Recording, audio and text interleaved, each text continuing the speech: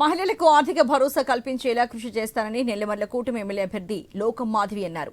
డెంకాడ మండలంలోని రఘుమండ, చింతలవలస, మోదవలస గ్రామాల్లో లోకం మాధవి ప్రచారం నిర్వహించారు.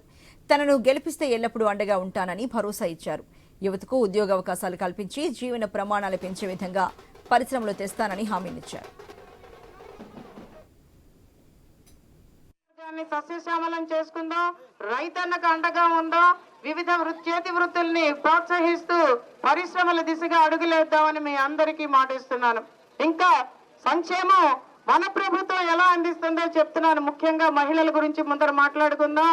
ప్రతి మహిళకి 18 సంవత్సరాలు నిండిన ప్రతి మహిళకి కూడా నెలకి 1500 రూపాయలు ఇంటిలో ఎంత మంది మహిళలు ఉంటే అంత మందికి ఖచ్చితంగా మీ ఖాతాల్లోకి చేరుతాయి. అలాగే 3 గ్యాస్ సిలిండర్లు ఏడాదికి ఉచితం.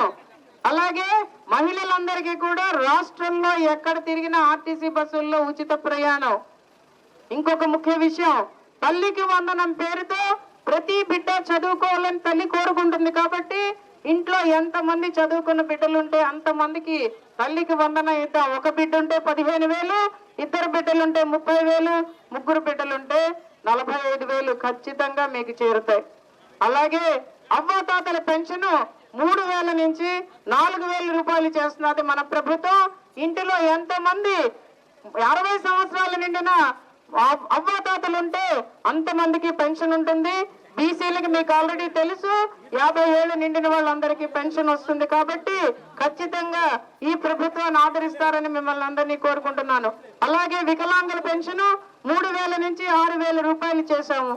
అలాగే యువతకి పెద్దపీట వేస్తూ రాష్ట్రంలో సుమారు 20 లక్షల ఉద్యోగాలు భర్తీ చేస్తాం.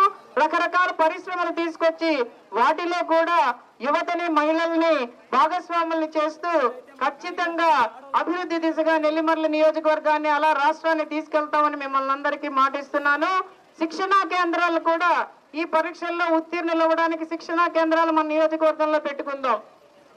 నిరుద్యోగ భృతి కింద నెలకి 3,000 రూపాయలు మన ప్రభుత్వం ఇస్తుంది, వాళ్ళ అవసరాల కోసం వాళ్ళకి ఉద్యోగం వచ్చేదాకా.